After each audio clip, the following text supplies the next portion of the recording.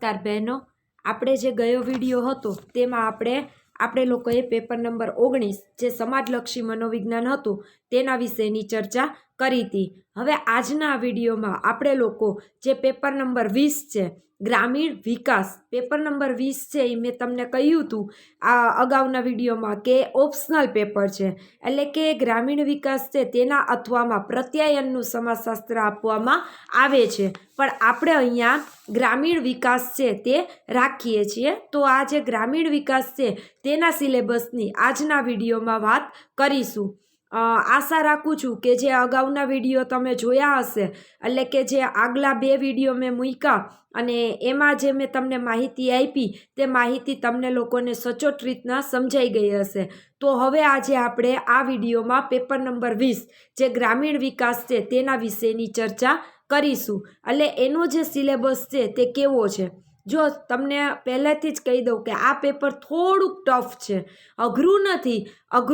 અઘરું ક્યારે બને? જ્યારે આપણે એમાં મહેનત ન કરીએ, પણ જો આપણે મહેનત કરશું, તમે લોકો મહેનત કરશો તો ચોક્કસથી આ પેપરને પણ તમે ઇઝીલી સરળ રીતના છે તે પેપર પરીક્ષામાં લખી શકશો।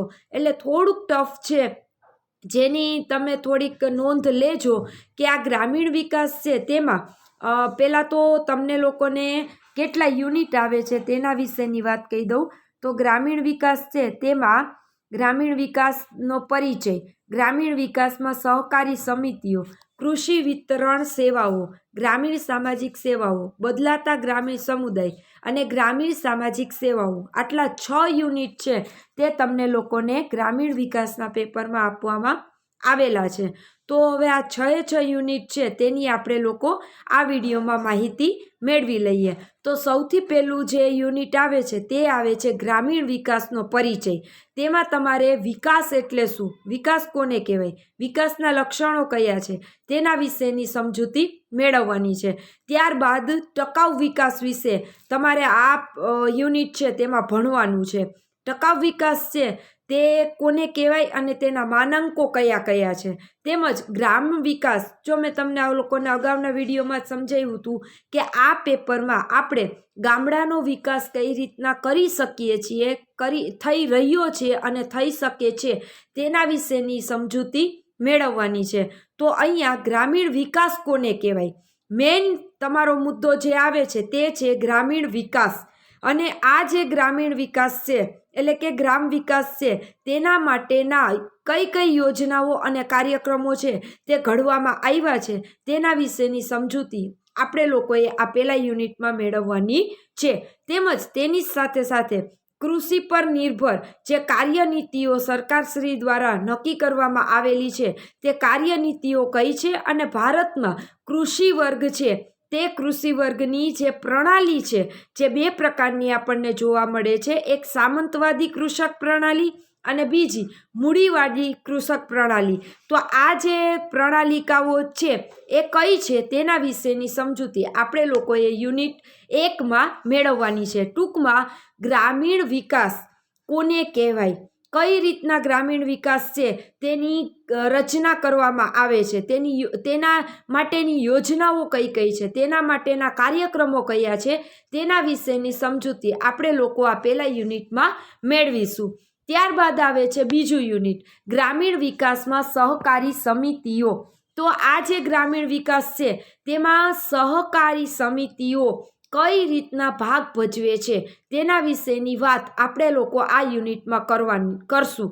સહકારિતા એટલે શું, સહકારિતા ભારતમાં કઈ રીતના આપણને જોવા મળે છે, સ્વતંત્રતા પહેલાં કેવી હતી અને હવે હાલમાં સ્વતંત્રતા બાદ સહકારી સમિતિઓનો વિકાસ કઈ રીતના થયેલો ભારતમાં જોવા મળે છે। તેની જ સાથે ધિરાણ સહકારી સમિતિનો પણ તમારે અહીંયા પરિચય આપવાનો છે। એમાં ધિરાણ જે સહકારી સમિતિ છે તેમાં સહકારી ધિરાણ સંસ્થાનું માળખું, પ્રાથમિક કૃષિ ધિરાણ સમિતિઓ, કેન્દ્રીય સરકારી બેંક, રાજ્ય સહકારી બેંક, ભૂમિ વિકાસ બેંક, કૃષક સેવા સમિતિ, બહુ ઉદ્દેશીય સહકારી સમિતિઓ, આટલા મુદ્દાઓનો પરિચય તમારે સહકારી સમિતિમાં, ધિરાણ સહકારી સમિતિમાં આપવાનો છે, સમજાવવાનો છે। ત્યારબાદ જે આપણે મુદ્દો સમજવાનો છે તે છે વેચાણ અને ખરીદમાં સહકારી સમિતિઓ કઈ રીતના કાર્ય કરે છે. ગ્રામીણ ધિરાણ વ્યવસ્થા અને બેન્કિંગ યોજના કઈ રીતનું સ્વરૂપ ધારણ કરેલું ભારતમાં જોવા મળે છે. ગ્રામ વિકાસ અને બેન્કિંગ નીતિઓ કઈ કઈ છે, એમાં લીડ બેંક યોજના, પ્રાથમિકતાવાળા ક્ષેત્ર, વ્યાજના ભિન્ન દરની યોજના, બેંક ધિરાણનું અન્ય લક્ષ્ય, બેંક ધિરાણ પ્રક્રિયામાં પરિવર્તન, આ બધા મુદ્દાઓની ચર્ચા આપણે લોકોએ બીજા યુનિટમાં કરવાની છે. ફરીથી રિપીટ કરું છું કે આ પેપર થોડુંક ટફ છે, મોટું છે, લેન્થી છે, અને જોવા જાવ તો જો મહેનત કરશો તો આ પેપર ઇઝી છે, પણ જો તમે મહેનત નહીં કરો, અત્યારથી પહેલેથી જ મહેનત નહીં કરો, તો આ પેપર તમને લોકોને 99% કહું છું કે અઘરું લાગશે. 1% જેવું આપણે રાખી શકીએ કે આ પેપર થોડું ઇઝી આપણે બનાવવાનું છે, બનાવી શકીએ છીએ. તો ગ્રામીણ વિકાસમાં સહકારી સમિતિઓ, એમાં તમારે સહકારી સમિતિમાં ધિરાણ સહકારી સમિતિ, વેચાણ અને ખરીદમાં સહકારી સમિતિ, ગ્રામીણ ધિરાણ વ્યવસ્થા અને બેન્કિંગ, સંગઠિત બેન્કિંગ વ્યવસ્થા અને તેનું સ્વરૂપ, ગ્રામ વિકાસ અને બેન્કિંગ નીતિઓ, આટલા મુદ્દાઓ છે તે સમજાવવાના છે અને સમજવાના છે. ત્યારબાદ આવે છે તમારે ત્રીજું યુનિટ છે કૃષિ વિતરણ સેવાઓ. તો આ જે કૃષિ વિતરણ સેવાઓ છે તે કઈ કઈ જોવા મળે છે તેના વિશેની વાત આપણે લોકોએ આ યુનિટમાં કરવાની છે. તો કૃષિ વિતરણ જે સેવાઓ છે તેની વ્યાખ્યા, પહેલું તો કૃષિ વિસ્તરણની જે વ્યાખ્યા છે તેનું કાર્યક્ષેત્ર અને તેના હેતુઓ આપણે જોવાના છે. ત્યારબાદ કૃષિ વિસ્તરણ સેવાની જે પ્રણાલી છે તેનો વિકાસ કઈ રીતના થયેલો છે, સ્વતંત્રતા પહેલાં ભારતમાં કૃષિ વિસ્તાર કેવો હતો અને સ્વતંત્રતા પછી ભારતમાં કૃષિ વિસ્તાર કેવો છે તેના વિશેની સમજૂતી મેળવવાની છે. ત્યારબાદ વર્તમાન વિસ્તરણ સેવાની પ્રણાલી કેવી જોવા મળે છે તેના વિશે વાત કરવાની છે.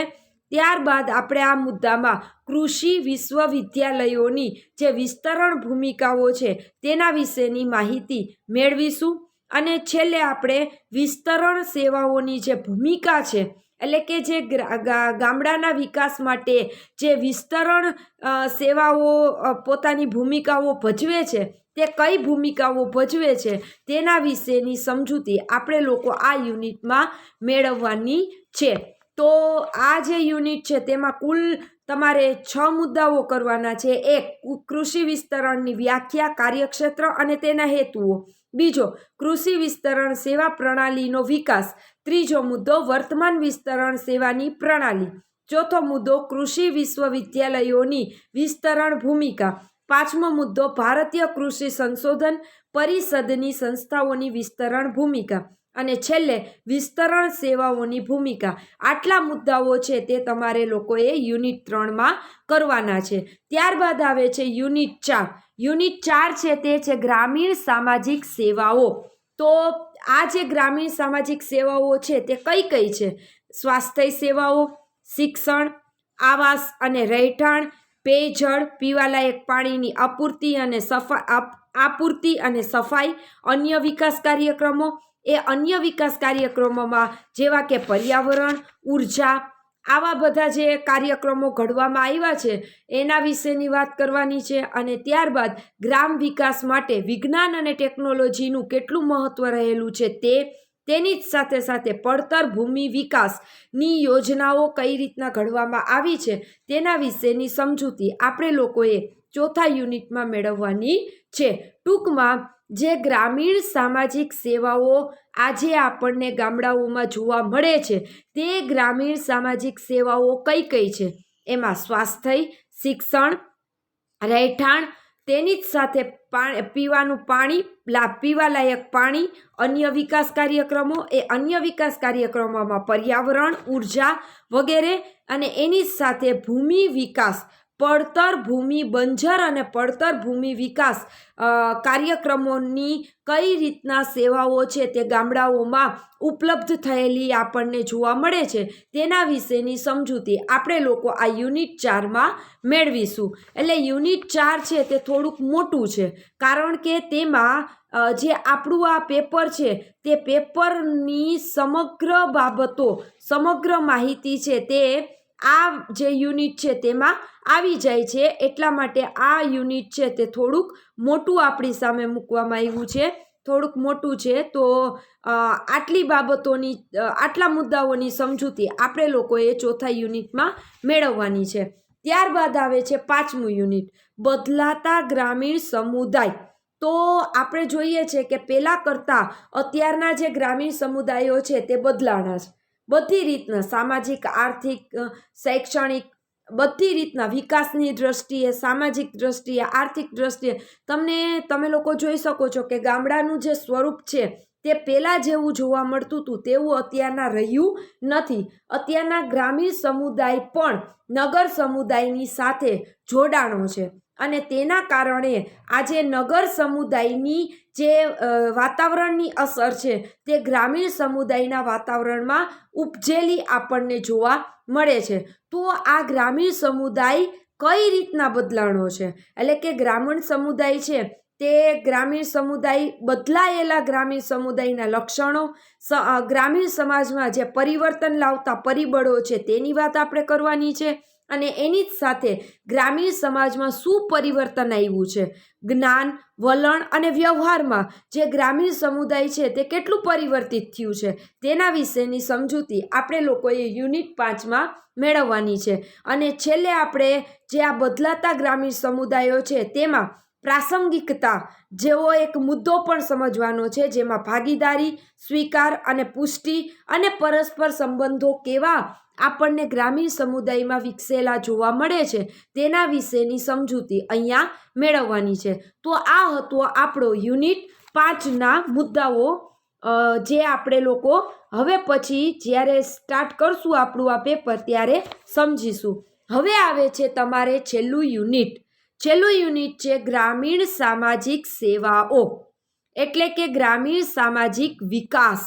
ગ્રામીણ સામાજિક વિકાસ કઈ રીતના થયો છે, તેમાં મહિલાઓનો વિકાસ, શિક્ષણનો, મહિલાઓના સંદર્ભમાં આપણે આ યુનિટ છે તે સમજવાનો છે. મહિલા અને બાળકો, ત્યાં જે ગામડું જોવા મળે છે તે ગામડાઓમાં સ્ત્રીઓની સ્થિતિ અને બાળકોની સ્થિતિ કેવી છે, તેના માટે કઈ કઈ સેવાઓ ઉપલબ્ધ કરવામાં આવી છે તેના વિશેની સમજૂતી આપણે લોકો આ 6થા યુનિટમાં મેળવીશું. તો તેમાં ગ્રામીણ મહિલાઓનો વિકાસ, એટલે કે ગ્રામીણ મહિલાઓના વિકાસ માટે કઈ કઈ કાર્યનીતિઓ ઘડવામાં આવી છે, ગ્રામીણ મહિલાઓમાં શિક્ષણનું સ્તર કેવું છે, ગ્રામીણ મહિલાઓના સ્વાસ્થ્ય અને પોષણની બાબતમાં કેવા પ્રકારનું વાતાવરણ આપણને જોવા મળે છે તેની સમજૂતી આપણે અહીંયા મેળવવાની છે. અને તેની જ સાથે ગ્રામીણ જે સમાજ છે તેમાં બાળકોની સ્થિતિ કેવી છે, તેનો સ્વાસ્થ્ય દરજ્જો, બાળ વિકાસનો દ્રષ્ટિકોણ અને કાર્યનીતિ, ગ્રામીણ બાળકોનું શિક્ષણ, સુગ્રથિત બાળ વિકાસ સેવાઓ, અને બીજું આપણે એમ કહી શકીએ કે સ્વરોજગારી માટે ગ્રામીણ યુવાઓનું જે પ્રશિક્ષણ છે તેના માટેની કાર્યનીતિઓ કઈ કઈ ઘડવામાં આવી છે તેના વિશેની સમજૂતી આપણે લોકો યુનિટ 6માં મેળવીશું. ટૂંકમાં જે ગ્રામીણ સામાજિક સેવાઓ, એટલે કે જે ગ્રામીણ સામાજિક વિકાસ સાધવા માટે કઈ કઈ સેવાઓ ઉપલબ્ધ કરવામાં આવી છે તેના વિશેની સમજૂતી આપણે યુનિટ 6માં મેળવવાની છે. એમાં ખાસ કરીને મહિલાઓ માટે, બાળકો માટે અને યુવાનો માટે, અને એ પણ કેવા યુવાનો કે જે બેકાર છે, બેરોજગાર છે, એવા યુવાનો માટે સ્વરોજગારીની કઈ કઈ તકો ગામડાઓમાં આવા યુવાનો માટે ઉપલબ્ધ કરવામાં આવી છે તેના વિશેની સમજૂતી આપણે અહીંયા મેળવવાની છે. તો આ હતા આપણા 6 યુનિટ સાથેનો ગ્રામીણ વિકાસ પેપરનો આખો સિલેબસ. તો ગ્રામીણ વિકાસનો પરિચય, ગ્રામીણ વિકાસમાં સહકારી સમિતિઓ, કૃષિ વિસ્તરણ સેવાઓ, ગ્રામીણ સામાજિક સેવાઓ, બદલાતા ગ્રામીણ સમુદાયો અને ગ્રામીણ સામાજિક વિકાસ, આ 6 યુનિટ સાથે આપણું આ પેપર છે તે આપણી સમક્ષ મૂકવામાં આવેલું છે. તો આ 6 યુનિટના જે પેટા મુદ્દાઓ છે તેના વિશેની સમજૂતી મેં તમને લોકોને આજના વિડીયોમાં આપી છે.